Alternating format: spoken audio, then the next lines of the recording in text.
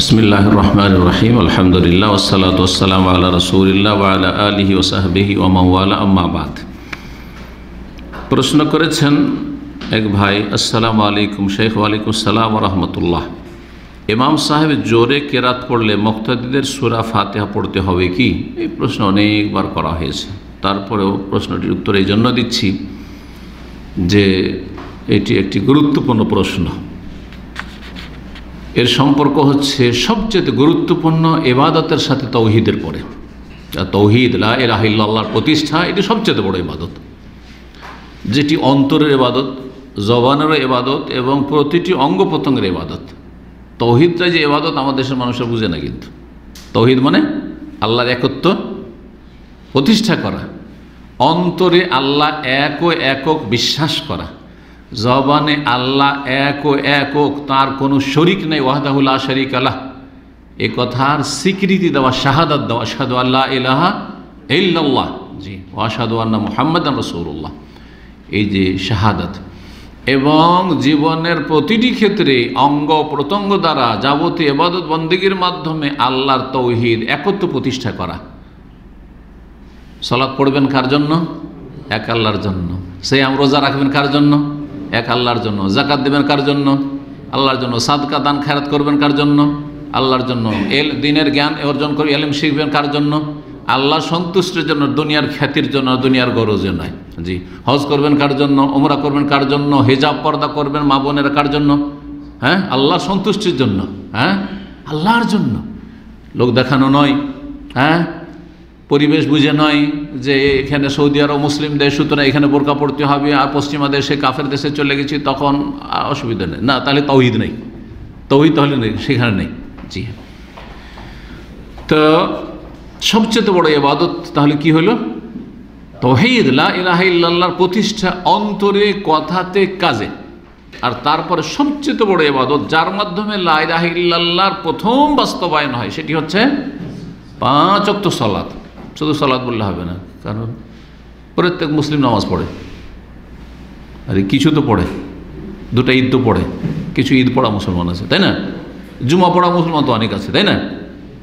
জুমার দিনে দেখছেন না এখানে সুবহানাল্লাহ, এত গরমে, এত গরমে, সৌদি আরবের গরমে গোটা রাস্তাঘাট এখান থেকে একেবারে 300-400 মিটার পর্যন্ত সিকো মার্কেট পর্যন্ত একেবারে মুসাল্লা বিছিয়ে সব সালাত আদায় করেছে জুমার দিন। ওই ছবিগুলো না দিলে বুঝতেই পারতাম না, আমরা মসজিদের ভিতরে পড়ি, বুঝতেই পারতাম না, ছবি দিয়ে বুঝলাম আল্লাহু আকবার। এখান থেকে একবারে সিকো মার্কেট 300-400 মিটার পর্যন্ত বিস্তীর্ণ এলাকাতে সালাত আদায় করেছে সব, এদিক সেদিক বিক্ষিপ্ত হয়ে। কিন্তু তাদেরকে বলা আরামে এসে এসির ভিতরে 5 ওয়াক্ত সালাত পড়েন। আরে বাবা, আপনি জুমাটা পড়লেন তো আসরটা পড়েন, মাগরিব পড়েন, এশা পড়েন, ফজর পড়েন, বলছেন না না ওগুলোতে নেই, জুমা পড়ে মুসলমান থাকবো। জাহালত, অজ্ঞতা, আসলে অজ্ঞতা, গাফিলতি, অজ্ঞতা, জাহালত আর উদাসীনতা, আল গাফলা, উদাসীনতা, উদাসীন, বেপরোয়া। আল্লাহ হিদায়াত দান করেন। তো লা ইলাহা ইল্লাল্লাহর বাস্তব প্রমাণ হচ্ছে 5 ওয়াক্ত সালাত। আল্লাহ ছাড়া আমার মাবুদ নেই, আর প্রথম ইবাদত আমি প্রকাশ করছি এই 5 ওয়াক্ত নামাজ পড়ে। শুধু নামাজ বললে হবে না, কি নামাজ? 5 ওয়াক্ত নামাজ জি। তো আর নামাজ শুদ্ধ হয় নির্ভর করছে কিসের ওপর? নামাজের শর্তগুলির ওপর, শর্ত ঠিক থাকতে হবে। নামাজের রুকুনগুলির ওপর, কোনগুলি ফরজ এবং নামাজের পিলার, নামাজের ওয়াজিবগুলির ওপর, কোনগুলি ওয়াজিব, আর তারপরে সুন্নতগুলি। সুন্নত যত ঠিকভাবে পালন করবেন পুরোপুরি তত বেশি নেকি পাবেন, কিন্তু ওয়াজিব আর ফরজ ছুটে গেলে তার সালাত হবে না। তো সূরা ফাতিহা পড়ার বিষয়টি অত্যন্ত গুরুত্বপূর্ণ। সূরাতুল ফাতিহার 14টি বা তারও বেশি নাম রয়েছে, তার একটি হচ্ছে সূরাতুস সালাহ, সূরা আস-সালাহ, সালাত, সালাতের সূরা জি। সহিহ মুসলিমের হাদিস হয়েছে কাসামতুস সালাতা বাইনি ওয়া বাইনা আবদি, আমি, আল্লাহ বলছেন হাদিসে কুদসিতে যে আমি সালাতকে ভাগ করে দিয়েছি আমার এবং বান্দার মাঝে 2 ভাগে, নিসফাইনে, হাফ হাফ করে ভাগ করে দিয়েছি। তো সালাত ভাগ করেছি কেমন? সালাত থেকে ভাগ আছে 2 রাকাত তোমার আর 2 রাকাত আল্লাহ, এমনটা আছে। তো সালাত মানে সূরাতুল ফাতিহা, সূরা ফাতিহাকে 2 ভাগে ভাগ করে দিয়েছি। অর্ধেক বান্দার, মানে অর্ধেকে বান্দা নিজের প্রয়োজন চায়, আর অর্ধেকে আমার গুণগান করে। তো সূরা ফাতিহা কয়টি আয়াত আছে? 7টি আয়াত আছে। তার 3.5 প্রথম 3.5 আল্লাহর শুধু গুণগান, একমাত্র আল্লাহর গুণগান, বড়ত্ব মহত্ব ঘোষণা করছেন, কিচ্ছু চাইলেন না আপনি। আর বাকি 3.5 আয়াতে নিজের জন্য চাইলেন। আলহামদুলিল্লাহ রাব্বিল আলামিন, আর রহমানির রহিম, মালিক ইয়াউমিদ্দিন, ইয়াকা না'বুদু। 4 নম্বরে হাফ হইল, কত হইল? 3.5। এই 3.5 শুধু আল্লাহর কি গুণগান, প্রশংসা, বড়ত্ব মহত্ব, আর তারপর ইবাদতের স্বীকৃতি। ইয়াকা না'বুদু, আল্লাহ তোমারই ইবাদত করি। তারপরে হাফ, ওয়া ইয়াকা নাস্তাইন, তোমার কাছেই সাহায্য চাই একমাত্র। ইহদিনাস সিরাতাল মুস্তাকিম, আল্লাহ সরল সোজা পথ দেখাও। সিরাতাল্লাযিনা আনআমতা আলাইহিম, ওদের পথ যাদেরকে তুমি পুরস্কৃত করেছো, নেয়ামত দান করেছো। গায়রিল মাগদুবি আলাইহিম ওয়ালাদ-দাল্লিন। কয়টা হইল? এদিকে 3.5 হইল। যাদের উপর গজব হয়েছে তাদের পথ নয়, যারা পথভ্রষ্ট গুমরাহ তাদের পথ নয়, দল্লিন যারা তাদের পথ নয়। ইহুদিদের পথে নিয়ে যেও না, খ্রিস্টানদের পথে নিয়ে যেও না। আমরা ইহুদিদের অনুকরণ না করি, খ্রিস্টানদের অনুকরণ না করি। যদি প্রশ্ন উত্তর এখানে বলে নিই যে সুতরাং হ্যাপি নিউ ইয়ার, নববর্ষ পালন করা, ইংরেজি হোক আর বাংলায় হোক আর আরবিতেই হোক, ভালো করে শুনে রাখছেন। মুহররম মাস শুরু হচ্ছে, হ্যাঁ, আল আমুল জদীদ পালন করছে। জানুয়ারি শুরু হতে যাচ্ছে, হ্যাঁ, আগামী রাত্রে থেকে কত যে পাপ হবে, আর কত যে কুফরি হবে, আর কত শারাব আর জেনা ব্যভিচার হবে এই নিউ ইয়ারে। আল্লাহর জমিনে কত যে পাপ করবে পাপিষ্টরা। খবরদার কোনো মুসলিম ইহুদি নাসারাদের রাস্তা অবলম্বন করবেন না, নাহলে তাদের সাথে উঠতে হবে, তাদের সাথে উঠতে হবে। সুতরাং না আপনি নিজে নববর্ষ পালন করবেন, না নববর্ষ নতুন বছর উপলক্ষে কাউকে আপনি কি করবেন, সংবর্ধনা জানাবেন, তাকে কোনো কিছু মোবারকবাদ পেশ করবেন, জায়েজ নয়, হারাম। এটি হচ্ছে কাফেরদের অনুকরণ, বিদআত। জি, সূরা ফাতিহাকে কি বলা হয়েছে বললাম? সালাতের সূরা। কেন বলা হয়েছে? এই জন্য যে এর উপর নির্ভরশীল, সূরা ফাতিহা নির্ভরশীল হচ্ছে সালাত, নামাজ। এই জন্য নবী করিম সাল্লাল্লাহু আলাইহি ওয়াসাল্লাম প্রসিদ্ধ লা সালাতা লিমান লাম ইয়াকরা ফাতিহাল কিতাব, যে সূরা ফাতিহা পড়ে না তার সালাত হয় না, সালাত নেই সূরা ফাতিহা ছাড়া। সুতরাং মুসল্লি কয় রকম? মুসল্লি কয় রকম কে বলতে পারে? 3 রকম। ইমাম মুসল্লি, ইমামের জন্য সূরা ফাতিহা রুকুন ফরজ, অবশ্যই অবশ্যই। সূরা ফাতিহা ইমাম যদি না পড়ে, ইমামেরও হবে না, মুক্তাদির নামাজ হবে না। দ্বিতীয় নামাজি হচ্ছে একাকী নামাজি, মুনফারিদ, একাকী একা একা নামাজ পড়ছেন, তাহলে সূরা ফাতিহা পড়া ফরজ, রুকুন না পড়লে হবে না। যে রাকাতে সূরা ফাতিহা পড়লো ওই রাকাত হইল না, রুকুন ছুটে গেল।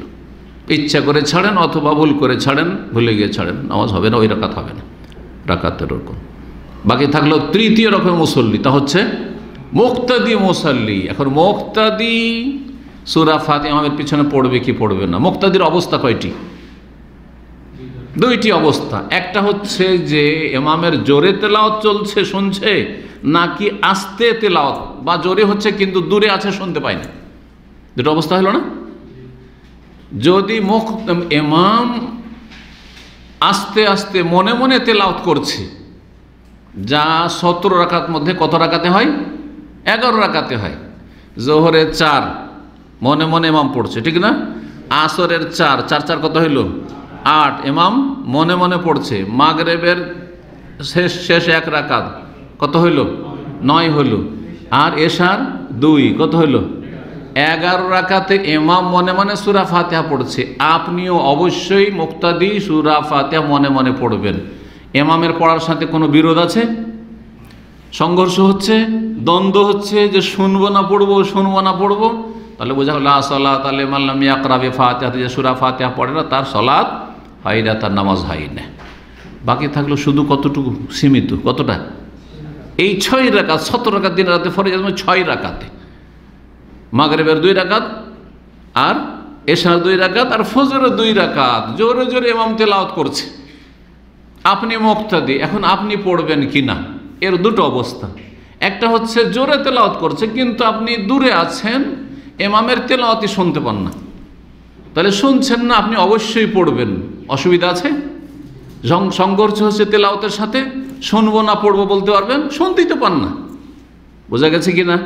তাহলে এখানে অবশ্যই পড়বেন সূরা ফাতিহা, অবশ্যই পড়বেন, না তো সালাত হবে না, কারণ আপনি শুনছেন না, পড়ছেন না।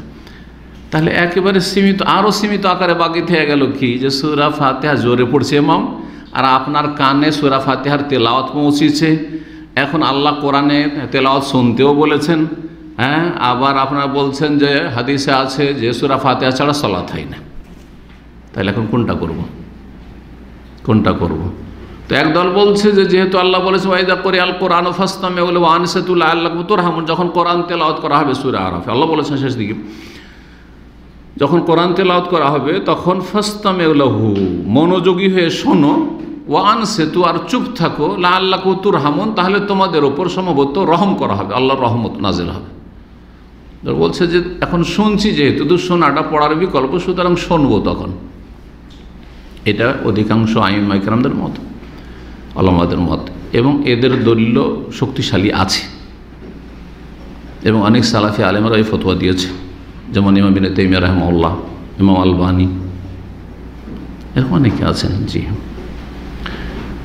আর একদল বলছেন, তাদের শীর্ষস্থানে ইমাম শাফেঈ, সালাফদের অনেকে রয়েছেন সাহাবায়ে কেরামদের মধ্যে, তাবেঈনদের মধ্যে, কিন্তু বড় বড় আইম্মা কেরামদের পরবর্তীতে যে ইখতিলাফ যেসব আইম্মাদের মধ্যে মাঝে হয়েছে, ইমাম শাফেঈ, ইমাম বুখারী, জি, আর আহলে হাদিস ওলামারা ভারত উপমহাদেশে বিশেষ করে, তারা বলছেন কি, যে সূরা ফাতিহা যে কোনো অবস্থায় মুক্তাদিকে আগের যতগুলি অবস্থা সবগুলিতে পড়তে হবে, এমনকি যখন জোরে জোরে পড়ছে ইমাম আর কানে আওয়াজ আছে শুনতে পাচ্ছেন, তখনও সূরা ফাতিহা পড়তে হবে। তো প্রশ্নকারী প্রশ্ন কি ছিল, যে ইমাম সাহেব জোরে কেরাত পড়লে মুক্তাদিরা সূরা ফাতিহা পড়তে হবে কি? জোরে কেরাত করছে আর শুনছেন না, তো অবশ্যই পড়বেন। আর জোরে কেরাত করছে, শুনছেন, তখন কি করবেন? সেই ক্ষেত্রেও সঠিক হচ্ছে, যদি ইখতিলাফ এখানে শক্তিশালী, দুই দিক থেকে দলিল মজবুত রয়েছে, এক্ষেত্রে বলবো না যে হক আর বাতিল বলবো না, এক্ষেত্রে বলবো রাজি আর মারজু, একটা বেশি শক্তিশালী মনে হচ্ছে, আর একটা আমাদের কাছে অত শক্তিশালী নয়, বা একটা বেশি যুক্তিযুক্ত, একটাকে আমরা বেশি প্রাধান্য দিতে পারি, সেটি হচ্ছে সতর্কতামূলক সূরা ফাতিহা পড়ে নেবেন। সতর্কতামূলক সূরা ফাতিহা পড়ে নেবেন, এইখানেও আগে শুনে নেন, আর তারপরে আপনি সূরা ফাতিহা পড়তে লাগবে, ওয়ালাদ-দাল্লিন আমিন হলো, তারপরে সূরা ফাতিহা পড়ে নেন, যতটুকু আপনার শোনা বা অন্য সূরা ছুটলো। জি, আল্লাহু আলাম। 2 নম্বর প্রশ্ন করেছেন যে শেখ, এখনকার সমাজে স্বামী স্ত্রী একে অপরের মধ্যে মনোমালিন্য বা পারিবারিক কারণে মিল না হওয়ায় ডিভোর্স হয়ে যায়, আল্লাহ হেফাজত করে। গত কয়েকদিন আগে পড়লাম যে শুধুমাত্র ঢাকা শহরে প্রতিদিন কয়টি করে তালাক হচ্ছে? 39টা পড়লাম, বা তার এরকম বেশি পড়লাম। প্রতিদিন কি হচ্ছে? 39টা করে তালাক হচ্ছে। সৌদি আরবে তালাকের হার অনেক বেশি। পশ্চিমা দেশে তো হাদ্দেস ওয়ালা হারাজ, যা বলবেন তাই। পশ্চিমা দেশে অধিকাংশ বিয়েগুলো টিকে না, যেমন অমুসলিমদের টিকে না, তেমন মুসলিমদেরও বিয়ে টিকে না, ইল্লা মাশাআল্লাহ। আর যেসব বিয়েগুলো টিকছে, অশান্তির শেষ নেই, অশান্তির সাথেই টিকছে। কারণ কি জানেন? বেশ কিছু কারণ রয়েছে, তার মধ্যে একটি গুরুত্বপূর্ণ কারণ হচ্ছে এই পার্থিব সুখের জীবন বেশি। সুখে থাকলে ভূতে কিলাই, আমাদের আঞ্চলিক ভাষা বলে, সুখে খেলে ভূতে কিলাই। তো আজকাল মহিলারা খুব সুখে খাচ্ছে।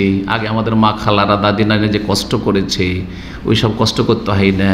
হ্যাঁ, না আটা পিষতে হচ্ছে, না ওই ধান ভাঙতে হচ্ছে, হ্যাঁ, না আপনার ওই সংসারে অতগুলি কাজ করছে, কোন রকম পাক করা সেটা করতে চাই না, ওই হোটেল থেকে নিয়ে এসো, আরে ফাস্ট ফুড নিয়ে এসো, আরে আজকে এটা নিয়ে এসো, তো আজকে এটা নিয়ে এসো। আউযুবিল্লাহ। ভোগবিলাসের জীবন, সুখের জীবন পারিবারিক কাঠামোকে বরবাদ করছে, সাবধান হয়ে যান। সুতরাং এই পার্থিব টাকা পয়সার সুখটা আসল সুখ না, আসল সুখ হচ্ছে দাম্পত্য জীবনের সুখ, মানসিক শান্তি। স্বামী শান্তিতে আছে, স্ত্রীও শান্তিতে আছে, এটা সবচেয়ে বড় শান্তি। এই শান্তিকে বহাল রাখার চেষ্টা করুন। সুতরাং দুনিয়ার ভোগ বিলাসের পিছনে ছুটবেন না, দুনিয়ার নিয়ামতকে তুচ্ছ মনে করবেন। দুনিয়ার এই টাকা পয়সাকে আর ভালো ভালো এই যে খাবার দাবার মানুষ খাচ্ছে আর যাচ্ছে, আর আমরা তো কিছু করতে পারি না, আমরা তো আর হোটেলে খাই না, ওই ডেইলি পাক করো, না না, কখনো না। দুনিয়ার দিকে দেখবেন না, আশেপাশের লোকের দিকে দেখবেন না। দুনিয়ার লোকের কম্পিটিশন, তারা নতুন নতুন মোবাইল ব্যবহার করে, নতুন নতুন গাড়ি কিনছে, আর তুমি কি করছো? নতুন নতুন বাড়ি সাজাচ্ছে, তুমি কি করছো? না না, খবরদার না। এই টাকা পয়সাগুলোকে বাঁচান আর গরিব দুঃখীদেরকে দেন আর দান খায়রাত করেন আর সাধারণ সিম্পল জীবনযাপন করেন, ওতে শান্তি রয়েছে, ওতে সুখ শান্তি রয়েছে। 2 নম্বর কারণ তালাকের হচ্ছে এই আপনার কি বলবো, স্মার্টফোন। আর স্মার্টফোনে সোশ্যাল মিডিয়ার ফ্যাসিলিটি। স্ত্রী অধিকাংশ সময় স্বামী থেকে ছেলে মেয়ে থেকে গাফিল, মোবাইল ইন্টারনেটে মেতে রয়েছে। স্বামী মোবাইল ইন্টারনেটে মেতে রয়েছে, যার ফলে কেউ কারো সাথে সাথ দেয় না, কেউ কারো পাশে দাঁড়ায় না, নফসি নফসি নফসি নফসি, বাচ্চাদের খোঁজ খবর রাখে না, মেজাজ গরম হচ্ছে 2 দিক থেকে একে অপরের ওপর, আর তারপরে শেষ পরিণাম তালাক হয়ে যাচ্ছে। জি, এর সাথে পরকীয়া প্রেম তো আছেই এই স্মার্টফোন থাকার কারণে। আর এতে যে আপনার মেসেঞ্জার আর ফেসবুক আর আপনার কি বলছে আপনার ইমো আর এটা সেটা, এই যে সব সময় হাতে, আরে কি স্বামী বাইরে গেল আর শুরু হয়ে গেল, স্বামী প্রবাসে থাকে, এইদিকে পরকীয়া প্রেম চলছে, হারাম সম্পর্ক চলছে, যার ফলে শান্তি হয় না। শেষ পরিণাম কী হয়ে যাচ্ছে? তালাক হয়ে যাচ্ছে, শেষ পরিণাম তালাক হয়ে যাচ্ছে। আল্লাহ হেফাজত করুন। তো প্রশ্ন করেছেন যে বিষয়টি, যে তালাক হয়ে যাচ্ছে মনোমালিন্য, তো মনোমালিন্য কেন হচ্ছে এই রোগ শনাক্ত করতে হবে এবং রোগের চিকিৎসা নির্ণয় করতে হবে, আর সেই চিকিৎসার প্রয়োগ করতে হবে। শুধু বললে হবে না তালাক হয়েছে, কেন তালাক হচ্ছে একজন স্ত্রীকেও চিন্তা করতে হবে, একজন স্বামীকেও চিন্তা করতে হবে, এরকম তালাকের পরিস্থিতি কেন তৈরি হয়ে যাচ্ছে, কেন আমাদের মা খালাদের তৈরি হয়নি, শতকরা একটা তালাক হয়নি, হাজারে একটা করে তালাক হয়েছে আমাদের যেগুলো মনে পড়ছে, হ্যাঁ আমাদের বয়সের, এমনকি আমাদের চাইতে যারা জুনিয়র তাদের মধ্যে দেখেন যে শতকরা একটা করে তালাক হইতো না, আজকাল শতকরা 60-70-80টাই তালাক হয়ে যাচ্ছে, 10-20টা বিয়ে টিকছে। কেন? আল্লাহ হেফাজত করেন। দেখা যায় 1 বার বা 2 বার বিবাহ হয় কিন্তু সুখ হয় না। এই জন্য সুখ হয় না যে কারণ করে বললাম, সমাজ তাদের বলে থাকে এই দোষ বা ভুলের কারণে ডিভোর্স হলো, দোষের কারণে। দোষ তো হয় 2 জনেরই আছে, আর না হলে একজনের তো অবশ্যই আছে, ঠিক না? বিনা দোষী কি আর তালাক হয়? দোষ আছে, ভুল বুঝাবুঝি আছে, কিছু দোষও আছে আর কিছু ভুল বুঝাবুঝি আছে, আর কোনো কোনো ক্ষেত্রে সন্দেহ কাজ করে। যদি একে অপরকে সন্দেহের দৃষ্টিতে দেখে তাহলে তো কখনো শান্তি হবে না, তাই না? আপনি বাইরে গেলে আপনার স্ত্রী সন্দেহ করে, আপনি টেলিফোন করলেই সন্দেহ করে, দেখি কাকে টেলিফোন করে, আর আপনিও স্ত্রীকে সন্দেহ করেন। যদি এইরকম হয় তাহলে কি আর শান্তি হবে? কখন শান্তি হবে না। জি, তাহলে সন্দেহের জায়গাগুলি থেকে উভয়কে বাঁচতে হবে, স্বামীকেও বাঁচতে হবে আর স্ত্রীকে বাঁচতে হবে। জি, সন্দেহের কারণ তৈরি করছেন, নিশ্চয়ই তা কারণ তৈরি করছেন, তো সন্দেহের কারণ যেন তৈরি না হয়। আপনার সম্পর্কে আপনার স্ত্রী যেন সন্দেহ না করে, আর আপনার স্ত্রী সম্পর্কে আপনার যেন সন্দেহ না হয়, এটা তাকে চেষ্টা করতে হবে। এখানে প্রশ্ন হলো, আল্লাহ কি আগে থেকেই তাদের তকদিরে এমনটি রেখেছেন নাকি তাদের কিছু ভুলের জন্য ঘটলো? দুটোই। আল্লাহ তকদিরে লিখে রেখেছেন আর ভুলও আছে, ভুলের কারণে হয়েছে। ওমা আসাবাকুম মিন মুসিবাতিন ফাবিমা কাসাবাত আইদিকুম, আল্লাহ বলেন তোমাদের উপর যে কোনো বালা মুসিবত আসে তোমাদের কর্মফলস্বরূপ, কৃতকর্মের কারণে, তোমাদের পাপের কারণে। তাহলে পাপগুলি কারণ, আর আল্লাহ লিখে রেখেছেন যে অমুক যুগে অমুক আব্দুল্লাহ আসবে, আব্দুর রহমান আসবে, অমুক অমুক আসবে, আর তারা বিভিন্ন পাপ করবে, শেষ পরিণাম জাহান্নামে, যে শেষ পরিণাম তাদের তালাক হবে, ইত্যাদি ইত্যাদি। তো আল্লাহ তকদির লিখে রেখেছে মানে আপনি বাধ্য না, বরং আপনি এইরকমটা করবেন আর আপনার স্ত্রী এরকম করবে আর শেষ পরিণাম তালাক হবে, সেই জন্য আল্লাহ লিখে রেখেছে। আল্লাহ হচ্ছেন আলেমুল গায়ব ওয়াশ শাহাদা, সব কিছু জানছেন আল্লাহ রাব্বুল আলামিন, সব কিছু জানছেন। জি, শেষ রেজাল্টটা আল্লাহ লিখে রেখেছেন। কিন্তু আপনাদের স্বাধীনতাও ছিল, সুসম্পর্ক বহালও রাখতে পারতেন, রাখেননি। জি, 3 নম্বর প্রশ্ন। আসসালামু আলাইকুম শাইখ। ওয়ালাইকুম সালাম রাহমাতুল্লাহ। আমার প্রশ্ন হলো, কাগজের টাকা কি হারাম? কারণ কাগজের টাকায় হঠাৎ মূল্য কমে যেতে পারে। কাগজের টাকা হারাম এ কথা কোনো আলেম বলেনি। যদি বলে থাকে তো কোনো জাহেল বলেছে, যে স্কুল কলেজ ইউনিভার্সিটিতে পড়ে এসে মূর্খ সমাজের মুফতি সেজেছে, বক্তা সেজেছে, তারা বলতে পারে, কিন্তু কোনো আলেম বলেনি। যদি সে বলে তো সে আলেমই না, সে জাহেল। জি, কাগজের টাকার আগে কি ছিল? অধিকাংশ পৃথিবীতে ভূপৃষ্ঠে টাকা ছিল চাঁদির টাকা। অল্প কিছু সীমিত ক্ষেত্রে বা সীমিত এলাকায় স্বর্ণ মুদ্রা, স্বর্ণের টাকা ব্যবহার হইতো, যেটাকে দিনার বলা হয়। স্বর্ণ মুদ্রাকে নবী সাল্লাল্লাহু আলাইহি ওয়াসাল্লামের আমলে সাহাবায়ে কেরাম জামানে সালাফদের যুগে দিনার বলা হইতো, স্বর্ণ মুদ্রা। আর দিরহাম হচ্ছে রৌপ্য মুদ্রা, রূপার টাকা বা চাঁদির টাকা। জি, রূপার টাকা বহন করা খুব মুশকিল। রূপার টাকা যদি আপনার কাছে 1000 টাকা থাকে তাহলে ওইটাই আপনার এক বোঝা, আর 10-20 হাজার হলে তো আরও মুশকিল, তাই না? তখন উটের পিঠে চাপাইতে হবে, হ্যাঁ, গাধার পিঠে বহন করে নিয়ে যেতে হবে এক জায়গা থেকে এক জায়গায়, কত বিপদ। তো মানুষ যখন ধীরে ধীরে ধীরে উন্নতি করলো, তখন দেখলো যে এ তো মহা মুশকিল এগুলো বহন করা।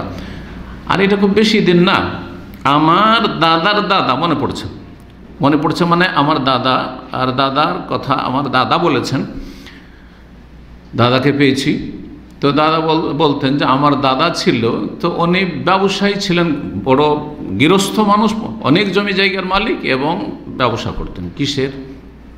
এক ধরনের ব্যবসা, ওই গাছ থেকে যেটা আপনার ওই গয়নার ভিতরে, আগে যে গয়নাগুলো তৈরি হইতো মহিলাদের, তাবিজ, হ্যাঁ, মাকড়ি, সেগুলোর ভিতরে একটা দেয় না, গলিয়ে, কি বলে ওটাকে, হ্যাঁ, মোম। আচ্ছা, জানি না, ভুলে গেছি, ছোটোকালে দেখেছি। তো যাই হোক, ওইটা একটা গাছ থেকে তৈরি হয়, বড়ই গাছ থেকে অথবা বাবলার গাছ থেকে, এইসব গাছ থেকে হয়। তো ওগুলো খুব হইতো। আমিও ছোটো দেখেছি এগুলো হইতো এক সময়।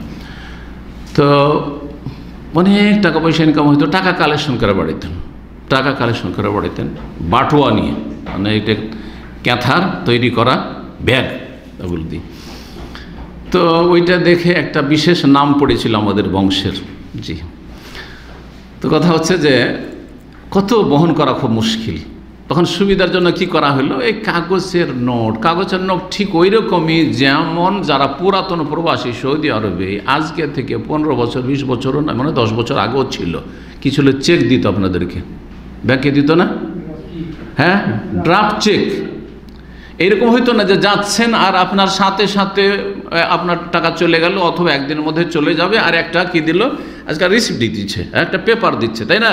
এইরকম নয়, কিন্তু একটা চেক হইতো, চেকটা আপনাকে পোস্ট করে পাঠাইতে হইতো, অথবা আপনাকে নিয়ে সাথে নিয়ে যেয়ে জমা করতে হইতো, বা আপনার কোনো আত্মীয় গিয়ে ব্যাংকে জমা করলো, তারপর সেটা ডিপোজিট হইতো।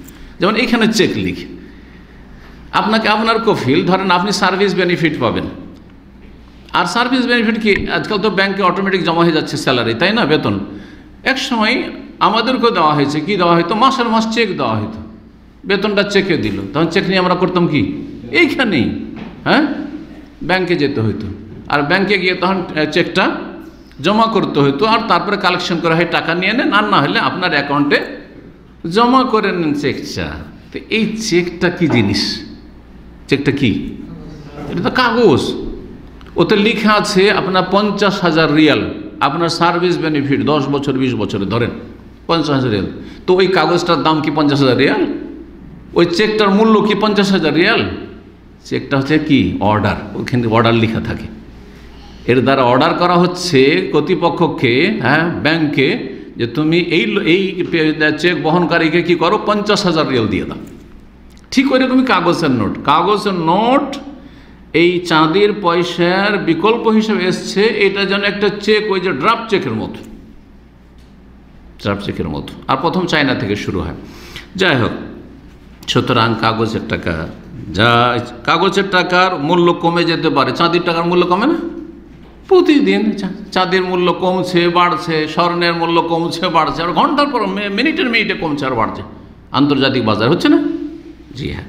তো যখন যেরকম রেট থাকবে, তখন সেই হিসাবে যখন ইত্তেফাক হবে তখনকার রেটে ইত্তেফাক হবে। জি, সুতরাং জায়েজ কাগজের নোট। 4 নম্বর, আসসালামু আলাইকুম শেখ, আমার বাবা মারা গেছে রাহিমাহুল্লাহ, মা আছেন, এক বড় ভাই ও এক ছোট বোন আছে, আমার কোনো সন্তান হয়নি, তালাক হয়ে গেছে। তার মানে কোনো বোন প্রশ্ন করেছেন। সন্তান হয়নি, তালাক হয়ে গেছে, আমার যে সম্পদ আছে তা শরিয়া আইনে কিভাবে বন্টন করব? আমি কি সম্পূর্ণ ওসিয়ত করে যেতে পারি? ভাই বোন সম্পদশালী, জাযাকাল্লাহু খাইরান। সম্পূর্ণ ওসিয়ত করা কারোর জন্য জায়েজ নাই। ওসিয়ত কাকে বলে? ওসিয়ত হচ্ছে ইন্তেকালের পূর্ব মুহূর্তে ধন সম্পদ সম্পর্কে কোনো নির্দেশ করে যাওয়া বা বলে যাওয়া, কোনো কিছু বলে যাওয়া, যে আমার টাকা পয়সা অমুককে এতটা দিয়ে দিও, অমুককে এতটা দিয়ে দিও, আমার জমি মাদ্রাসা এতটা দিও, মসজিদে এত দিও, বা অমুককে এত দিও। এর নাম হচ্ছে ওসিয়ত, ধন সম্পদের সাথে সম্পৃক্ত। আর সেটা এন্তেকালের সাথে, আমার এন্তেকালের পরে দিও। এন্তেকালের পরে দেওয়ার কথা যদি বলেন তো এর নাম হচ্ছে ওসিয়ত। আর যদি বলেন যে আমার অমুক জমিটা এখন আমি অমুককে দিয়ে দিলাম, মাদ্রাসা দিয়ে দিলাম, এটা এতটা মসজিদ দিলাম, এতটা মসজিদ দিলাম, আমার ব্যাংকে টাকা আছে 5 লাখ টাকা, 1 লাখ মসজিদে, 1 লাখ মাদ্রাসা, 1 লাখ অমুক গরিবকে, অমুক বিধবাকে, অমুক ইয়াতিমকে, এইরকম করে। তো এটার নাম কি ওসিয়ত? এটার নাম কি? সাদাকা। এটার নাম হচ্ছে সাদাকা। জি, সাদাকা সম্পূর্ণ সম্পদের করা যায়। সুস্থ অবস্থায় কেউ যদি দান খায়রাত করে যে আমার যা আছে সব দান করে দেব, তো জায়েজ। যদি উত্তম হচ্ছে যে আত্মীয় স্বজন, নিকট আত্মীয় যারা ওয়ারিসিন, আপনারা তাদের জন্য কিছু রাখেন। ছেলে মেয়েও নাই, বাপ মাও নাই, কেউ নাই ভাবছেন, আর সব আল্লাহর রাস্তায় দান করে, তারাও সচ্ছল আছে, সব আল্লাহর রাস্তায় দান করে, সুস্থ অবস্থায় দান করেন, তা জায়েজ।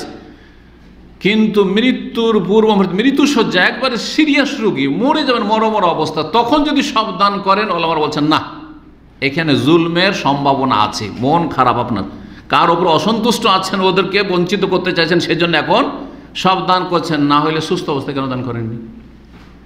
যেন তখন করা চলবে না। ওসিয়তের আসল মাসলা জিজ্ঞেস করেছেন, ওসিয়ত সর্বর্ধে কতটা করতে পারবেন? 3 ভাগের 1 ভাগ। রাসূলুল্লাহ সহিহ বুখারী হাদিস, অন্যান্য হাদিসে রয়েছে ওয়াসসুলুসু কাসীর, মানে আওসে বিসসুলুস, 3 ভাগের 1 ভাগ ওসিয়ত করো। আর 3 ভাগের 1 ভাগটাই অনেক বেশি। 3 ভাগের 1 ভাগটা অনেক। সুস্থ অবস্থায় সব কিছু দান করতে পারবেন। কেউ যদি জিজ্ঞাসা করে আপনাকে আমাকে, যে দলিল বা কি, বলি এর দলিল হচ্ছে আবু বকর সিদ্দিক রাদিয়াল্লাহু তাআলা আনহু, অর্ধেক দান করতে পারি আমার আপনার সম্পদের। এর দলিল হচ্ছে উমর রাদিয়াল্লাহু তাআলা আনহু। কি নবী করিম সাল্লাল্লাহু আলাইহি ওয়াসাল্লাম একবার দান খায়রাতের কথা বললেন, জিহাদ ফি সাবিলিল্লাহর জন্য। আবু বকর সিদ্দিক রাদিয়াল্লাহু তাআলা বাড়ি গেলেন, আর বাড়ি যাওয়ার পরে যা ছিল বাড়িতে সব কিছু কুড়িয়ে জমা করে সব নিয়ে এসে রাসূলুল্লাহ সাল্লাল্লাহু আলাইহি ওয়াসাল্লাম খেদমতে পেশ করে দিলেন।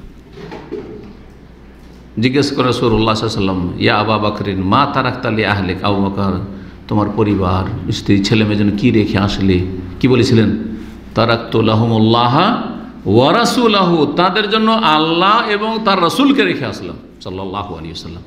মানে আল্লাহ সন্তুষ্টি রেখে আসলাম এবং রাসূলুল্লাহ সাল্লাল্লাহু আলাইহি সাল্লামের যে হুকুম ফরমান, তার আনুগত্য এবং তার সাহায্য সহযোগিতার জন্য আমি এটা আল্লাহর রাস্তায় আমি সব দান করবো, এটাই রেখে আসলাম। এটাই গুরুত্বপূর্ণ আমার ইবাদত, এটাই রেখে আসলাম।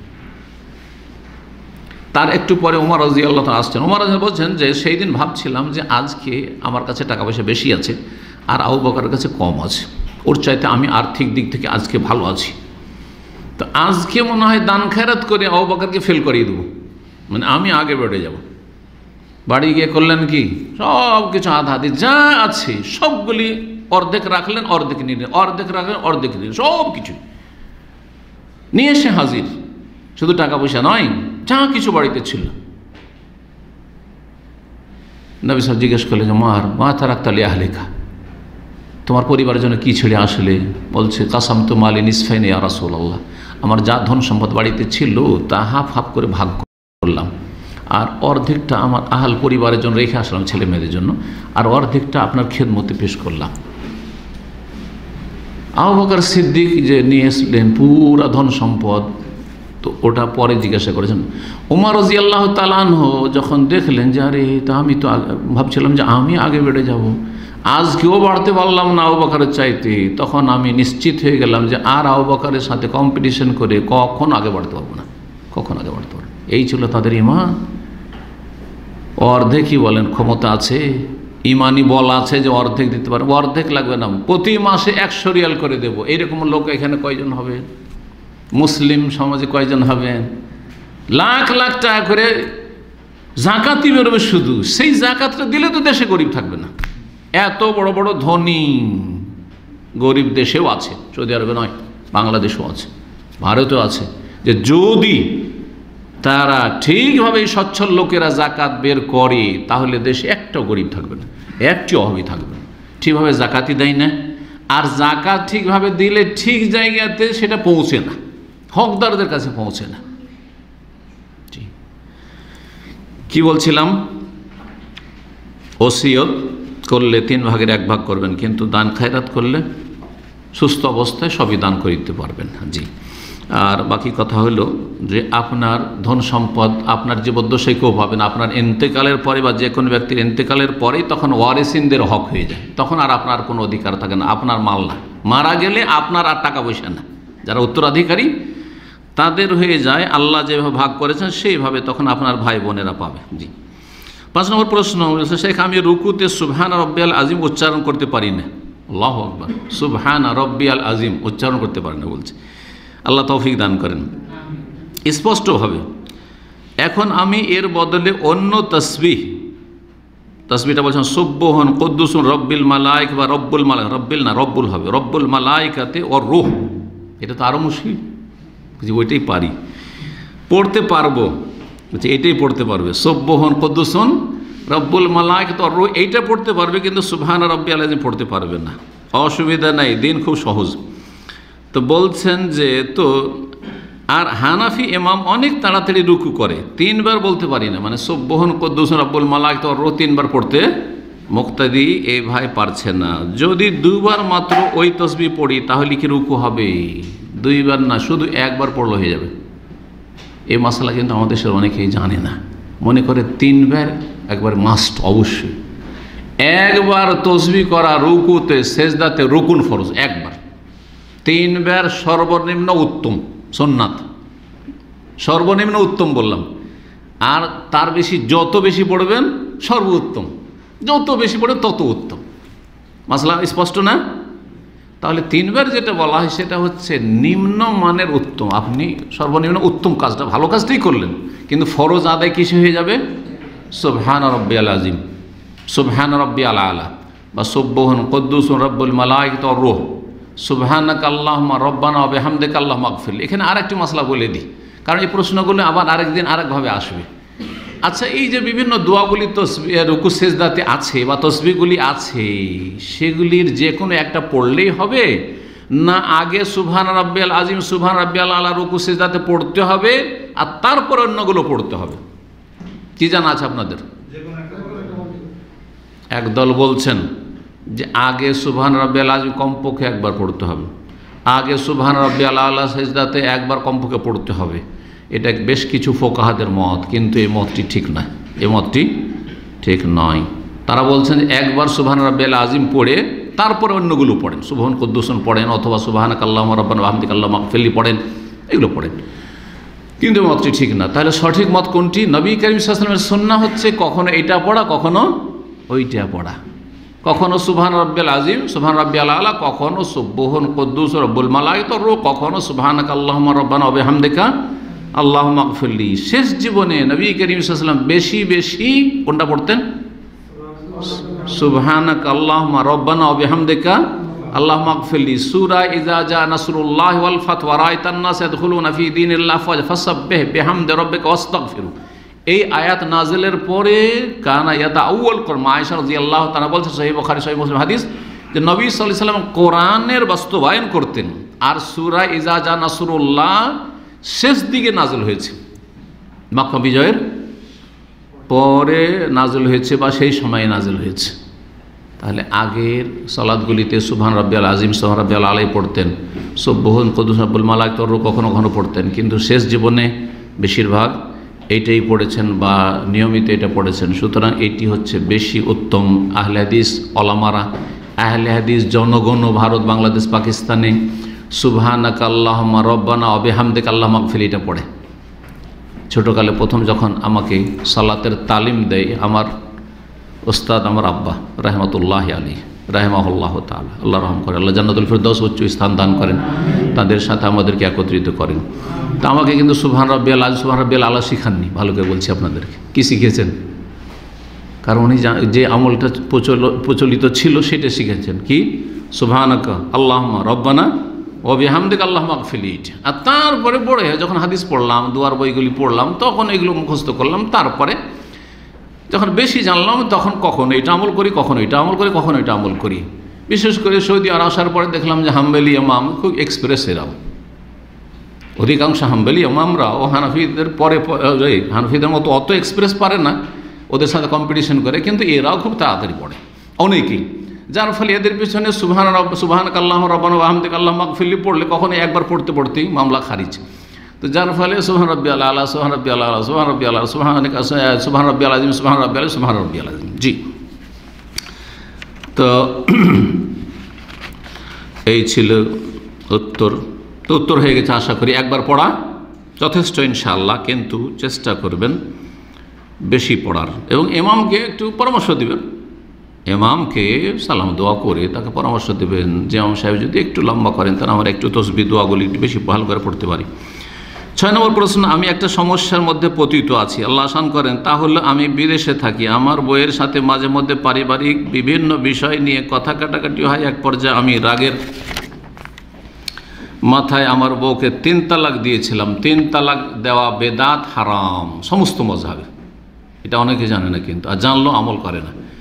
এমনকি হানাফি মজহাবেও ফেকার কিতাব হেদায়া, বেকায়া, কদুরি সবগুলি কিতাবে কিতাবুত তালাকে বিদঈ মুহাররম, বেদাতি হারাম তালাক বলা হয়েছে। তালাকুস সালাস মাররা ওয়াহিদা, একবারে 3 তালাক দিয়ে দাও, এক মজলিসে 3 তালাক দাও। তাহলে তারাও বলছেন, বা সেই ফিকাতেও বলা হচ্ছে যে 3 বারে 3টা গুলি ছাড়ো।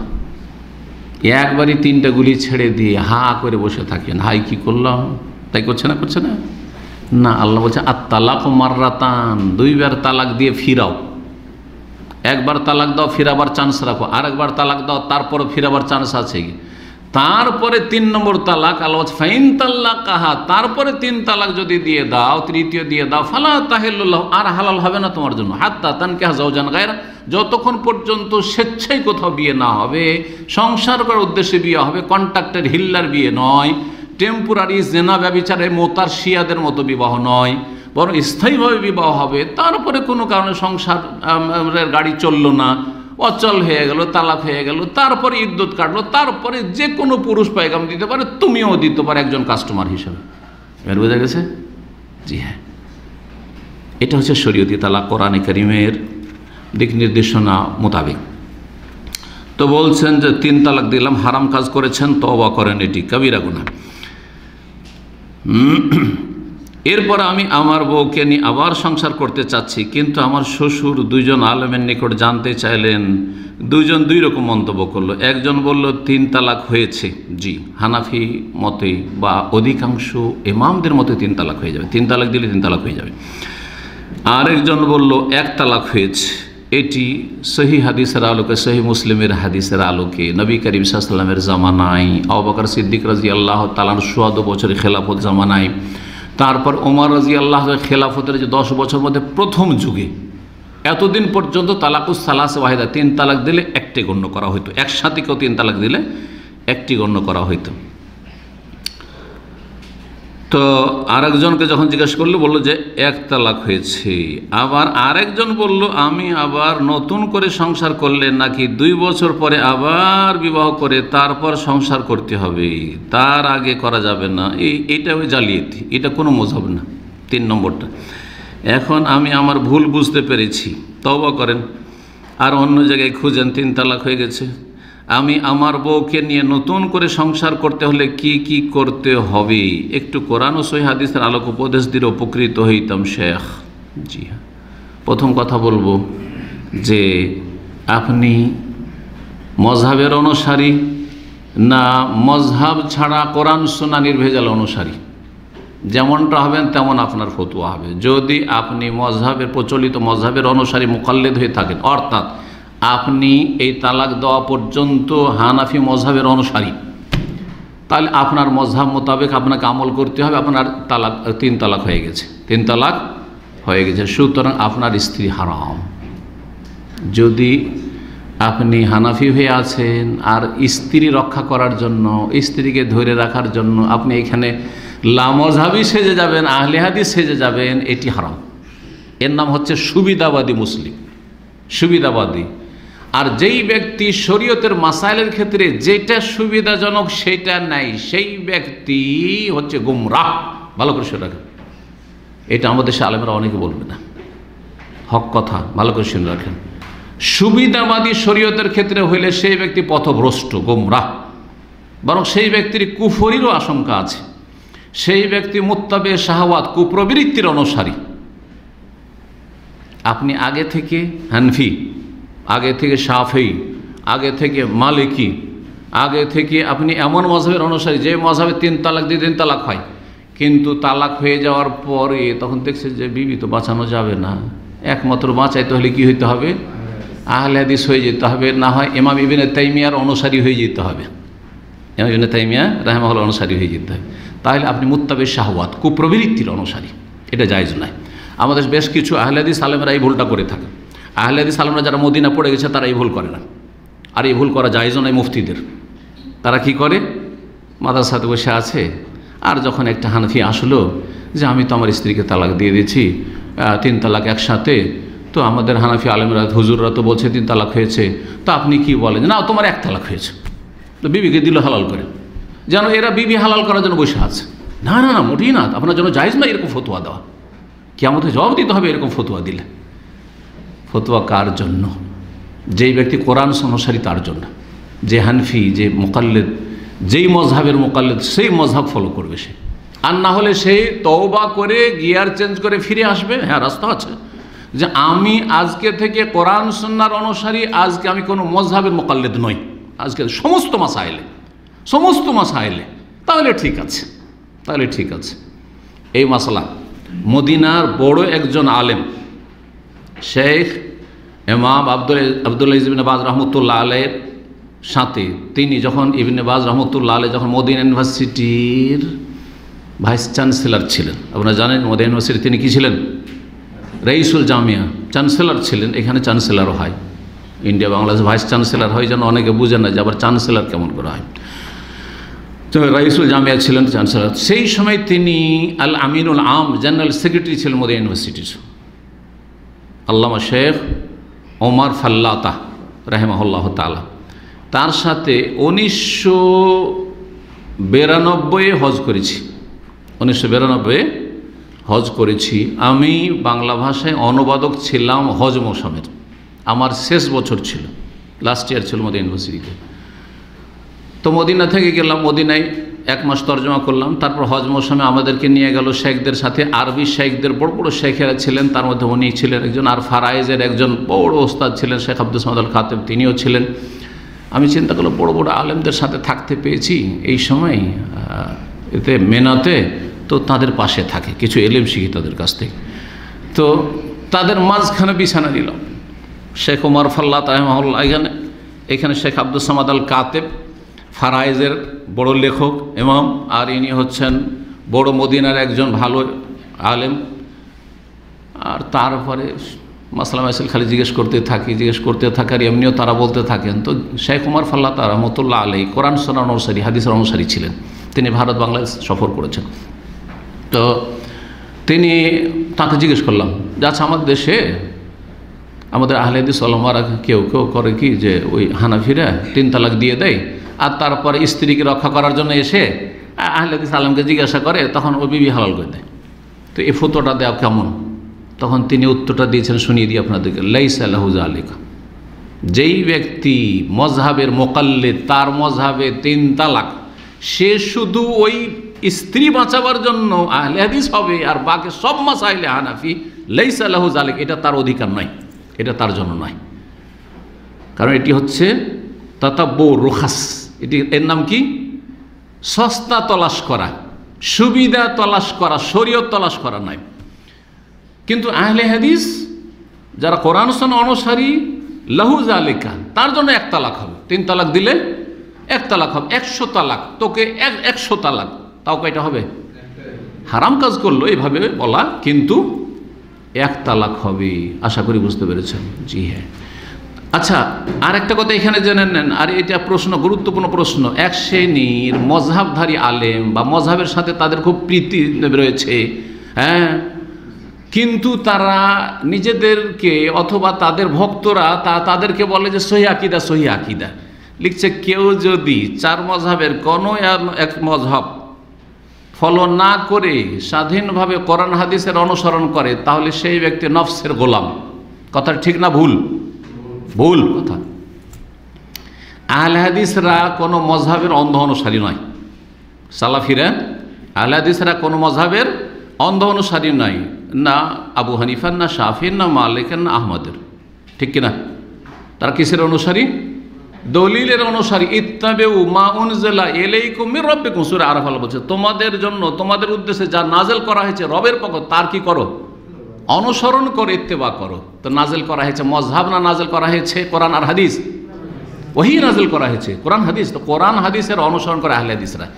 আহলে হাদিসের শুধু সস্তা সস্তা ফতোয়া নেই, না কোরআন এবং হাদিসে সস্তা থাকলো নেই আর দামি থাকলো নেই, কড়া থাকলো নেই, ঢিলাটাও নেই, না শুধু ঢিলা ঢিলা ফতোয়া নেই। যদি আহলে হাদিসরা শুধু ঢিলা ঢিলা ফতোয়া নিত, তাহলে বলতেন যে এরা সুবিধাবাদী, তাহলে এরা নফসের গোলাম। কিন্তু আহলে হাদিসরা কড়াটাও নেই, গরমটাও নেই, আর ঠান্ডাটাও নেই। বোঝা গেছে না? যেমন এই তো স্ত্রী তালাকের ক্ষেত্রে হানফি মজহাবে কি, হ্যাঁ, হানফি মজহাবে 3 তালাক হইলে 3 হয়ে যায়, আর আহলে হাদিসদের কাছে 3 তালাক হইলে 1 তালাক হয়। তো কোনটা গরম বেশি ফতোয়া? হানফিদেরটা গরম, হানফিদেরটা গরম, তাই না? তো হানফিদেরটা কেন নেয় না? যে ওইটা বেশি কঠিন সেজন্য না, ওইটা নবী সাল্লাল্লাহু আলাইহি ওয়াসাল্লামের জামানায় 3 তালাক 1 তালাক গণ্য হতো এই জন্য। আবু বকরের জামানায় 3 তালাক 1 তালাক গণ্য হতো সেজন্য। কিন্তু ওমর রাদিয়াল্লাহু তাআলা আনহু সেটা সরকারি আইন হিসাবে চালু করেছিলেন, সেটা তাজির শাসনমূলক নির্দেশ দিয়েছিলেন। এটা শরীয়ত ছিল না। আসল শরীয়ত কারটা? রাসূলুল্লাহ সাল্লাল্লাহু আলাইহি ওয়াসাল্লামেরটা। সেই জন্য। আচ্ছা, আর একটা মশলা বলি এর বিপরীত। এখানে হানাফিদেরটা কড়া গরম, আর আহলে হাদিসেরটা একটু ঠান্ডা হতে সুবিধা আছে, যে 3 তালাক হয়ে গেল, একসাথে তালাক হইল, একবারে যদি 3 তালাক দেয় তো একটি হলো। বেনামাজি মুসলিম না অমুসলিম? হানফিদের কাছে, শাফিঈদের কাছে, মালিকীদের কাছে কি মুসলিম? গুনাহগার, ফাসিক, কিন্তু মুসলিম। তাহলে অধিকাংশ ওলামা আইম্মাদের কাছে বেনামাজির ক্ষেত্রে বেনামাজির হুকুমটা হচ্ছে কি, গরম না ঠান্ডা? গরম হইল, ঠান্ডা, হ্যাঁ, ঢিলে। যে মুসলিম, নামাজ না পড়লেও কি মুসলিম, নামাজ না পড়লেও মুসলিম। কিন্তু আহলে হাদিসের ফতোয়া কি? গরম ফতোয়া, একবার কড়া ফতোয়া। যে নামাজ পড়ে না, অস্বীকার করে না, পড়বো, পড়ছি, ভুল করছি, হুজুর দোয়া করেন, হুজুর দোয়া করে, বলছে তুমি মুসলিম না। এটা ফতোয়া কি না? এ ফতোয়া কি না? তাহলে আহলে হাদিসরা শুধু সুবিধাজনকটা নেই, না কড়াও নেই, গরমও নেই, ঠান্ডা নেই, যেটা দলিলের দিক থেকে শক্তিশালী সেটা নেই। এবার বুঝতে পারা গেছে। কারণ আহলে হাদিস বংশ ধরে বেনামাজি নেই, আর অধিকাংশ তো বেনামাজি। আহলে হাদিস পরিবারে চলে যান, 5 ভাইয়ের 1 ভাই নামাজ পড়ে, হয়তো 4 ভাই পড়ে না, আছে না নেই? কখনো গোটা পরিবার 5 ভাই পড়ে না, ওই বুড়া শুধু নামাজ পড়ে, বুড়া আহলে হাদিস নামাজ পড়ে, এর একটাও ছেলে নামাজ পড়ে না, একটি মেয়ে নামাজ পড়ে না। কিন্তু তারা তো ওই ঢিলা ফতোয়া নেই না। কোনটা ফতোয়া নেই? কড়া ফতোয়া। কি? যে বেনামাজি কাফের। তাহলে বোঝা গেল যে কে নফসের গোলাম? যেই ব্যক্তি বাছাই করে করে যেগুলো ঢিলা ফতোয়া, ঢিলা সুবিধাজনক ফতোয়া, ওগুলো নেবে। কথা বোঝা গেছে? জি, আশা করি বিষয়টি বুঝতে। সুতরাং এইভাবে জাতিকে যেসব বক্তারা বিভ্রান্ত করে, তাদের অনিষ্ট থেকে সাবধান। জি, আমি আমার বউকে নিয়ে নতুন করে সংসার করতে হলে কি কি করতে হবে? হাত্তা তানকিহা যাওজান গায়রা। প্রথম কথা আপনাকে বলি, আপনি হানফি, তাহলে আপনার জন্য হানফি ফতোয়া, আপনার বিবি চিরতরে হারাম হয়ে গেছে, অন্য জায়গায় বিয়ে হবে। তারপর যদি ছুটে যায়, ছেড়ে দেয় বা ছুটে যায়, তার উপর ইদ্যত পার হবে, তারপরে অন্যরাও পেগাম দিতে পারে, আপনিও পেগাম দিতে পারে, আপনাকে যদি আপনার যে শ্বশুর ছিল বিগত সে বিয়ে দেয় তাও দিতে পারে, আবার অন্য কোথাও বিয়ে দিতে পারে, আপনার কোনো অধিকার তার উপর নাই। কিন্তু যদি আপনি আহলে হাদিস হন তাহলে আপনার জন্য এক তালাক হয়েছে। যদি আপনি আহলে হাদিস হন, সালাফি হন, তাহলে আপনার জন্য এক তালাক হয়েছে। এখন আপনার অবস্থা বুঝে ব্যবস্থা নেবেন। 7 নম্বর প্রশ্ন বলছেন, আসসালামু আলাইকুম শেখ, প্রচলিত আর্মির চাকরি কি মুসলিমের জন্য জায়েজ? কেন জায়েজ নয়? আসল হচ্ছে জায়েজ, চাকরির আসল হচ্ছে জায়েজ। কারণ হিসাবে বলছেন যে কেননা এই জালেম শাসক জুলুম করতে বাধ্য করে। হ্যাঁ, যদি কোনো চাকরি, শুধু আর্মি না, যে কোনো চাকরি করতে গিয়ে জুলুম করতে বা হারাম করতে যদি বাধ্য করে, তাহলে তখন আপনি বলবেন যে আমি এই কাজ করতে পারবো না। যদি এই কাজ না করলে তুমি থাকতে পারবে না, বলছে আমি থাকবো না। তাহলে কথা বোঝা গেছে? আর্মিটা বাদ দেন, আপনার যারা প্রবাসী আছেন, আল্লাহ না করে আপনার ম্যানেজার কোনো জালেম, সে আপনাকে বলছে যে তুই যা অমুক জায়গায় মদ পাওয়া যায়, আমার জন্য মদ নিয়ে আয়। জায়েজ? জায়েজ? হারাম? মদ নিয়ে আসবি না, তোর আজকে এক্সিট লাগাবো, তুই কী করবেন? লাগিয়ে দাও। আল্লাহর জমিন প্রশস্ত রয়েছে, আল্লাহ আমার জন্য রিজিক, যেখানে যাবো সেখানে রিজিক নামাবেন। কথা বোঝা গেছে না? তখন চাকরির লাথি মেরে দেন। বোঝা গেছে? অনেক জায়গাতে এরকম হয়। গেছেন 4 স্টার 5 স্টার হোটেলে চাকরির জন্য, ও দাঁড়িয়ে বা রেস্টুরেন্টে দাঁড়িয়ে থাকলে চাকরি হবে না, লাথি মেরে দেন চাকরিতে। এসেছেন ওদের ভিসায়, আর তার বলছে না দাঁড়িয়ে রাখতে পারবে না, আমার আগে দাঁড়িয়ে তারপরে কাজ। দাঁড়িতে কি অসুবিধা করছে? মহিলার চুলে অসুবিধা করে না? আরে মহিলাই তো পাক করে তোমাকে খাওয়াইছে বাড়িতে। মহিলার এত বড় বড় চুলে পাক করলে ক্ষতি হয় না, আর তোমার এই ছোট দাড়িতেই অসুবিধা হয়ে যাচ্ছে। এসব শয়তানের দল এগুলো। জি, সুতরাং কখনো লা তাআতা লি মাখলুকিন ফি মাসিয়াতিল খালিক, আল্লাহর স্রষ্টার নাফরমানি করে কোনো মাখলুকের আনুগত্য করবেন না। যদি হারাম কাজ করতে বলে ওই চাকরি ছেড়ে দেবে, যে কোনো ক্ষেত্রে চাকরি ছেড়ে দেবে। আর যদি বলে যে আমরা হারাম করছি তোমাকে হারাম করাবো না, তুমি তোমার বৈধ কাজ করিও, তোমার স্বাধীনতা আছে, আর ঠিক আছে। যতক্ষণ পর্যন্ত আপনার দ্বারা জায়েজ কাজ নেবে যে কোনো আপনার ক্ষেত্রে, সেটার মধ্যে একটি সেনাবাহিনী, ততক্ষণ কাজ করবেন। যখন দেখবেন যে হারাম কাজে বাধ্য করছে, তখন সেখান থেকে বেরিয়ে আসবেন। আপনি বলবেন যে আমি এই কাজ করতে পারবো না। 8 নম্বর প্রশ্ন হচ্ছে, আসসালামু আলাইকুম শেখ, বাবা মা বেঁচে থাকাকালীন ছেলে সন্তানের মা বাবার জন্য ওমরা করতে পারবে কি? ছেলে সন্তান মা বাবার জন্য ওমরা করতে পারবে কি না? হ্যাঁ, মা বাবা বেঁচে আছে, ছেলেরা কি মা বাবার বদলি ওমরা করতে পারবে? হ্যাঁ, দুটো ক্ষেত্রে বদলি উমরা। একটা হচ্ছে মারা গেলে, আর একটা বেঁচে আছে কিন্তু শারীরিক দিক থেকে বাপ মা একবার অক্ষম অচল, তখন বদলি উমরা। কিন্তু বাপ মা সুস্থ আছে, পয়সা নেই, সেই জন্য বাংলাদেশ থেকে আসতে পারে না, আর আপনি এখানে কাজ করছেন, বাপ মার বদলি উমরা করছেন, অনেকে করেন। এটা জায়েজ না? এইটা জায়েজ নয়। অনেকে নতুন বিয়ে করে আসে, আমি দেখেছি অনেক ভাইদেরকে নতুন বিয়ে করে এসছে, এখন তো আবেগে আছে, আবেগে শুধু গদগদ করছে, আর কি মহব্বত নতুন বিবির, আর এসেই চলেছে উমরায়। জিজ্ঞাসা করলাম কিসের? বলছে আমি যে বিয়ে করে এলাম, তোমার স্ত্রীর বদলি উমরা। জায়েজ না? জায়েজ নয়, এটা বেদাত। বেদাত। পয়সা থাকলে আপনার স্ত্রীকে নিয়ে এসেন, উমরা করান আর হজ করান, আর না হলে এই বদলি উমরা চলবে না। তো সেটা হচ্ছে আপনার বাবা মায়ের ক্ষেত্রে। বাবা মা যদি সুস্থ থাকেন তো বদলি উমরা নেই, আর যদি অচল হয়ে যান শারীরিক দিক থেকে, তাহলে তাদের বদলি উমরা করতে পারবেন। 9 নম্বর প্রশ্ন, আসসালামু আলাইকুম শেখ, আমার একটা প্রশ্ন, সৈয়দুল ইস্তিগফার কখন কখন পড়ব? মাগরিবের পর নাকি আসরের সালাতের পর? সৈয়দুল ইস্তিগফার যদি সকালে পড়েন আর সন্ধ্যা পর্যন্ত যদি সেই দিন মওত হয়ে যায়, তাহলে জান্নাত। সন্ধ্যাবেলা যদি পড়েন, রাতের কোনো সময় যদি মওত হয়ে যায়, তাহলে জান্নাত। মুকিনান বিহি, ইয়াকিনের সাথে পড়তে হবে। যে কথাগুলি পড়ছেন সেগুলোর উপর কী থাকতে হবে? মুকিনান বিহি, হাদিস আছে, ইয়াকিন, সহিহ বুখারীর হাদিস এটা। তাহলে সকাল সন্ধ্যা এই হাদিস দ্বারা বোঝা গেল। এছাড়া সৈয়দুল ইস্তিগফারের কোনো টাইম টেবিল নেই, 24 ঘন্টা পড়তে পারেন। সৈয়দুল ইস্তিগফার চলতে ফিরতে, উঠতে বসতে, লিফটে, কাজে কর্মে, হাত পা কাজ করছে আর জবান দিয়ে সৈয়দুল ইস্তিগফার পড়ছেন, কোনো অসুবিধা নেই, বহুবার পড়তে পারেন, গণনারও কোনো প্রয়োজন নেই। সেই জন্য সৈয়দুল ইস্তিগফারের বিশেষ কোনো সময় নেই, তবে অন্তর থেকে পড়বেন। শুধু জবানে মন্ত্র পড়বেন না, অন্তর থেকে পড়বেন। আর অন্তর থেকে পড়লে তার অর্থটা বোঝার চেষ্টা করবেন। আল্লাহুম্মা আনতা রব্বি লা ইলাহা ইল্লা আনতা খালাকতানি ওয়া আনা আবদুকা ওয়া আনা আলা আহদিকা ওয়া ওয়া'দিকা মাসতাতাতু আউযু বিকা মিন শাররি মা সানাতু আবু লাকা বিনি'মাতিকা আলী ওয়া আবু বিযামবি ফাগফিরলি ফাইন্নাহু লা ইয়াগফিরুয যুনুবা ইল্লা আনতা ফাগফিরলি ফাইন্নাহু লা ইয়াগফিরুয যুনুবা। শুধু এমনি মন্ত্র পড়লে হবে, ফাগফিরলি, আল্লাহ আমাকে মাফ করে দাও, ফাইন্নাহু লা ইয়াগফিরুয যুনুবা ইল্লা, তোমার ছাড়া আমাকে কেউ মাফ করতে পারে না। অন্তর থেকে যদি বলে আল্লাহ কোনো শক্তি আমাকে মাফ করতে পারবে না, সারা দুনিয়া যদি আমাকে যদি টাকা পয়সা দিয়ে বাড়ি ঘর ভর্তি করে দেয়, কিন্তু আমি যদি তোমার কাছে মাফ না পাই তাহলে কোনো রকম আমার মুক্তি নেই। আল্লাহ আল্লাহ অন্তর জানছেন যে অন্তর থেকে পড়ছেন আপনি, কিন্তু শুধু মুখে পড়লে হবে না।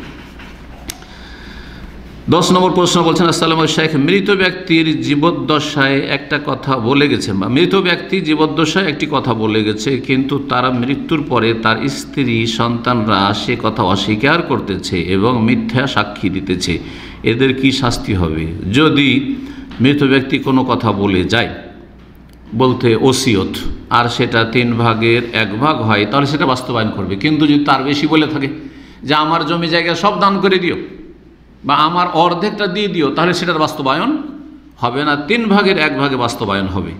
দান খায়রাতের কথাও যদি বলে যায় ঠিক ওই রকমই। যদি অন্য কোনো উপদেশ দিয়ে যায়, পালন না করে, তাহলে গুনাহগার হবে ওই ক্ষেত্রেও। কিন্তু এখানে মূলত জিজ্ঞাসা করেছেন হয়তো যে কাউকে দেওয়ার কথা বলা হয়েছে বা কিছু, তার স্ত্রীর সন্তানরা সে কথা অস্বীকার করছে, মিথ্যা সাক্ষী দিচ্ছে। মিথ্যা সাক্ষী দেওয়া কাবিরা গুনাহ, মিথ্যা সাক্ষী দেওয়া কাবিরা গুনাহ, বড় কাবিরা গুনাহ, আকবরুল কাবায়ের মধ্যে কার আলা ও শাহাদাতুজ জুর, নবী সাল্লাল্লাহু আলাইহি ওয়াসাল্লাম বলেছেন সাবধান মিথ্যা সাক্ষী থেকে, মিথ্যা সাক্ষী থেকে। মিথ্যা সাক্ষী দিয়ে যার হক তাকে হক থেকে বঞ্চিত করে দিলেন। এই জন্য কোর্টে গিয়ে, আদালতে গিয়ে, থানা পুলিশে গিয়ে, প্রশাসনের কাছে মিথ্যা সাক্ষী দেওয়া, কারো পক্ষে বা কারো বিপক্ষে, ভালো মানুষকে ফাঁসিয়ে দিলেন অথবা খারাপ মানুষকে কি করে দিলেন, বেনামি খালাস করে দিলেন আপনার মিথ্যা সাক্ষীর মাধ্যমে, কিয়ামতের দিনে ফেসে যাবেন। অনেক বড় কাবিরা গুনাহ, আকবরুল কাবায়ের যেগুলো, সেগুলির অন্তর্ভুক্ত। শিরকের সাথে, মাতা পিতার সাথে অবাধ্যতা, মাতা পিতা কষ্ট দেওয়া, তার সাথে সাথে বলা হয়েছে শাহাদাতুজ জুর। সুতরাং এইরকম কাবিরা গুনাহ থেকে বেঁচে থাকবেন। সবাইকে বলছি আল্লাহ রাব্বুল আলামিন সমস্ত রকমের কাবিরা গুনাহ থেকে, সাগিরা থেকে আমাদের বেঁচে থাকার যেন তৌফিক দান করেন। আল্লাহ রাব্বুল আমাদের গুনাহ খাতা যেন মাফ করে দেন, এবং আল্লাহ আমাদেরকে নেক হায়াত যেন দান করেন, নেক আমলের তৌফিক দান করেন, এবং ইলম শিখে সঠিক আমলের আল্লাহ রাব্বুল আলামিন যেন তৌফিক দান করেন, এবং সঠিক দিনের পর আল্লাহ রাব্বুল আলামিন আমাদেরকে যেন ইস্তেকামা, অটলতা দান করেন। সাল্লাল্লাহু আলাইহি ওয়া সাল্লাম আলা নবিয়িনা মুহাম্মদ ওয়া আলা আলিহি ওয়া সাহবিহি আজমাইন।